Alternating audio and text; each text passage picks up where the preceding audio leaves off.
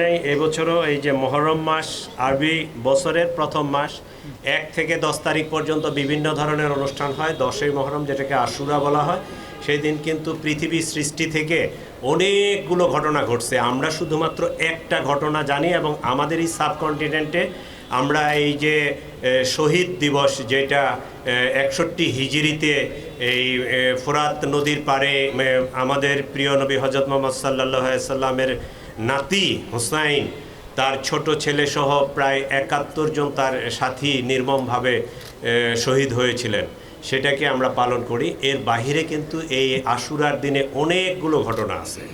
আমি এখন ইসলামী স্কলার আছে অনেক, আপনারা ইউটিউবে সার্চ দিলেও পাবেন। আমি 2-4টা ঘটনা উল্লেখ করি, যেটা আপনাদের মাধ্যমে আমি সবাইকে জানাতে চাচ্ছি বা সবাই জানবে। সেটা হচ্ছে এই যে আমি একটা একটা করে পয়েন্ট বলি। আদম আলাইহিস সালামকে সৃষ্টি করা হয়েছিল 10ই মহরম। আদম আলাইহিস সালামকে যে বেহেশতে প্রবেশ হয়েছে সেটাও 10ই মহরম। বেহেশতে থেকে ওনাকে যখন দুনিয়ায়